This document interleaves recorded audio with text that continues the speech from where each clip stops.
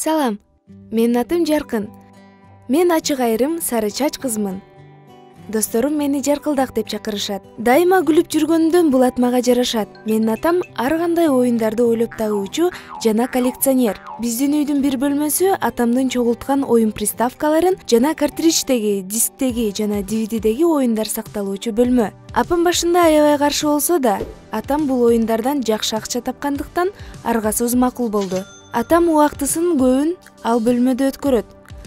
Аны бул жумушу чарчатпай, тескерисинче күч берип, жаңы нерселерди ойлоп тапканга күч берип турат. Бирок иним экөөбүзгө ал бөлмөгө кирүүгө тыюу салынган. Ан сайын биздин кызыгуубуз артып, киргенге аракет кылабыз. Бирок атам код менен басылуучу кулпу салып, өзү гана билген пароль койгон. Канчалаган варианттар ачкынга аракет кылсак да, эч натыйжа чыкпады. Бир күнү атам иштеп жаткан учурда бөлмөдөн чыгарыш үчүн ашканага кагаз, көйрөк, жыт, түтүн чыгыш үчүн кебес кошуп өрттөп кыйкыра баштадык. Бирок атам чыкпастан баарын көрүп турганын, биз үйдү жакшылап жыйнаш керек экенин эскертти. Ошентип биз үйдүн ичинде камера бар экенин билдик. Дагы бир жолу почта аркылуу келген коробкага түшүп алдык. Бирок чалас коштоп алганыбыздан атам коробка жолдон ачылды деп ойлоп, курьерди чакырып сурай баштады. Коробканын ичиндегилерин текшерүүдө кармалып калдык. Атам бизге көпкө таарынып сүйлөбөй жүрдү. Болгон аракетибиздин баары тең ишке ашпагандан кийин ал бөлмөгө кирүүнүн бир эле жолу атамдын коллегасы болуу деп чечтик. Ошондон соң мен ар кандай идеяларды ойлоп баштадым. Эмнени жаратып, эмнени ойлоп таап, эмнени жазсам атам мени баалайт деп көп ойлоно баштадым. Информатика сабагынан андан соң программа түзүү боюнча кошумча сабактарга катыша баштадым. Китептерди окуп, аны менен катар башка сабактардан да жетишип жаттым. Убактымдын көбүн короткондуктан аз уктап, чуркап жүрүп көп тамактанчу болдум. Жарым жылдан соң кийимдерим батпай баштады. Эч нерсе ойлоп таппаганым аз келгенсип, толуп алганым мен үчүн сокку болду. Эмне кылуу керек?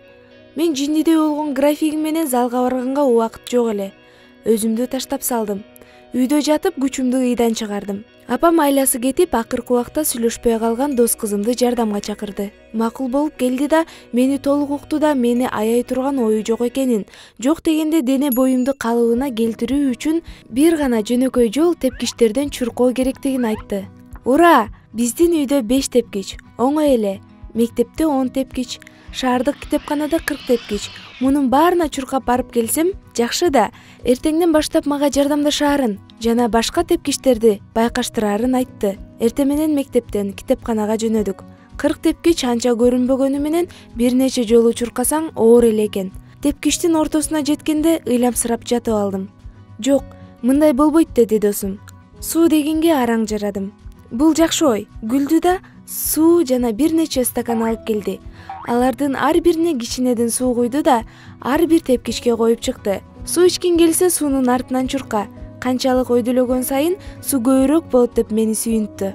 Ошентип ар күн сайын тепкичтерге ар түрдүү буюмдарды, суудан баштап, мен жактырган жигиттин телефон номерине чейин коюп баштадык. А мен өзүмдүн максатыма жетүү үчүн жогору карай чуркай бердим. Акырындап салмагым азая баштады. Бир жолу өйдө карап чуркап бара жатып, мага бир ой кылт этти. Мен Жаркылдак өзүмдүн максатыма жетүү үчүн тепкичтен өйдө чуркап, бонус чогултуп жатам. Бул сонун оюнда. Оюнду атама айтсам жактырды.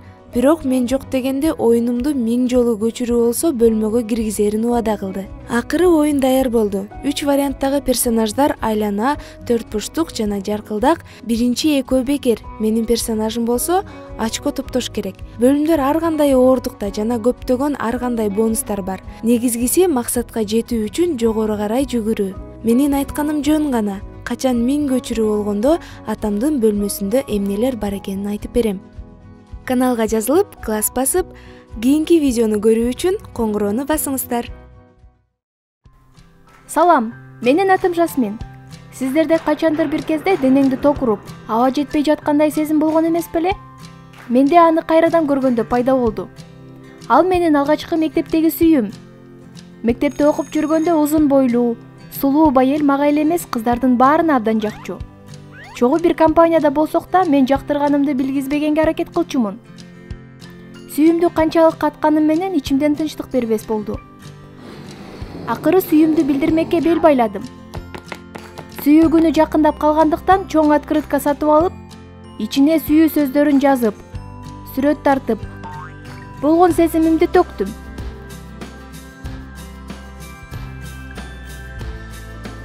Ал күнү кайратымдын баарын жыйнап, жүзүмдү күлкү аралап, Байелдин классына издеп бардым.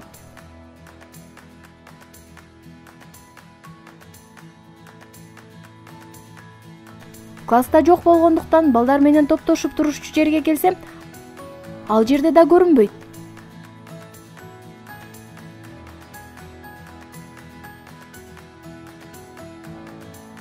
Балдардан кайда кеткенин сурап билгенимде, жер аңтарылып кете жаздады. Байел эч кимге айтпай мектептен которулуп, башка шаарга кетиптир. Кайда кеткенин эч ким билбейт. Эч кимге байланыш телефонун таштабаптыр. Өзүнүкүн өчүрүп салган экен. Мурда эмне үчүн сүйүүмдү билдирген жокмун деп өзүмдү жеп жатып, депрессияга да кабылдым.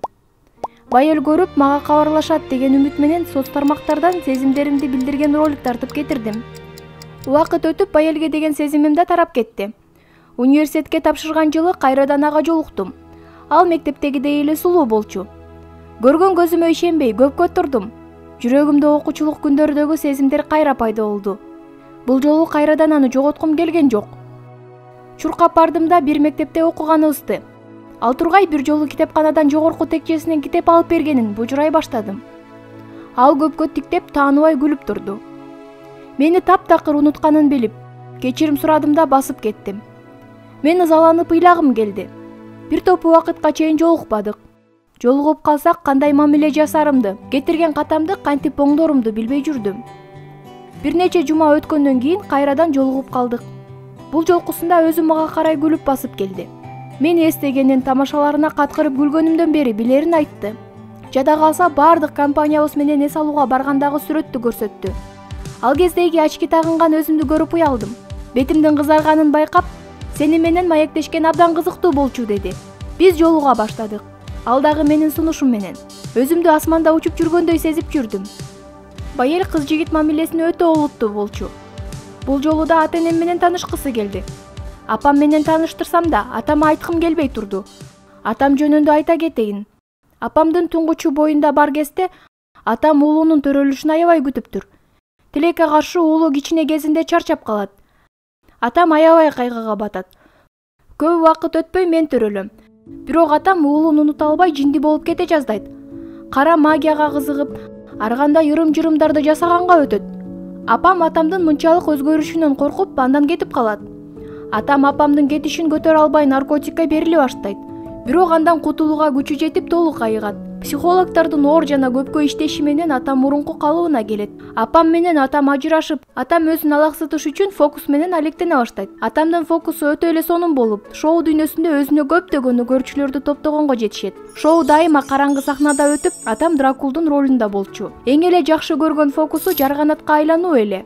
Эң эле белгилүү трюктарынын бири атамды чынжырга байлап, бочкага салып, бочканы да чынжырлап бийик көтөрүп өрттөгөндө ылдыйда коюлган сууга кулап түшчү. Эл эмне болот деп коркуп күтүп турганда атам көрүүчүлөрдүн артынан чыгып келчү. Атам толук айыккан менен кандайдыр бир кызык адаттары калган. Апам атамды тамак үстүндө жөн отур дегенине карабай жеңинен жарганаттарды учуруп жиберер эле. Мен Байелди атам менен боло турган жолугууга көпкө даярдадым. Стол үстүндө атам Байелди жаман көзү менен карап отурду. Байел канчалык сүйлөшкөнгө аракет кылса да атам аз сүйлөдү. Бир убакта атам Байелге өзү даярдаган тамагын сунуштады. Байелдин алдына келген капкак менен жабылган табакты ачканда жарганаттардын тобу учуп чыкты. Табакта кан, жер жемиш менен кооздолгон куурулган эт турду.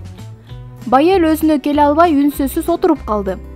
Анан бир аздан кийин өзүн колго алып, укмуштуу тамакты кызыктуу кылып тартканы үчүн атама рахмат айтты. Атам Байелдин реакциясына ыраазы болуп, сөзгө келе баштады. Байел фокуска абдан кызыгып, жардамчы кылып алышын суранды. Атам каткырып, татаал жолдорун айтып коркутуп кирди. Байел атам менен көп убактысын өткөрчү болду. А мен экөөнүн тил табышканына сүйүнүп жүрдүм. Бир күнү адаттагыдай эле жаңы номерлерди даярдоочу базага кетип, көпкө жоголушту. Атама чалсам телефону өчүк экен. Негедир тынчсызданып базага келдим. Атам чалажан болуп полдо жаткан экен. Мени көрүп, алар баарын билип алды деп сүйлөндү. Ким мынчалык сабаганын сураганымда Байел деген боюнча эстен таанды. Тез жардам менен милицияны чакырып коюп, Байелдин үйүнө чуркадым. Байелге ушунчалык чиндендим. Ал кылганына ишенгим келбей турду.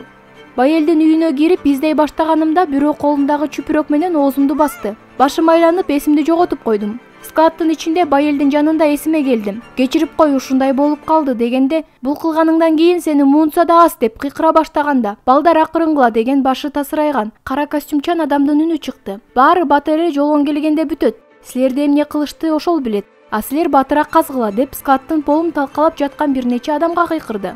Мен сага баарын айтышым керек. Мен ушул банданы негиздегендердин бири Жолондун улумун.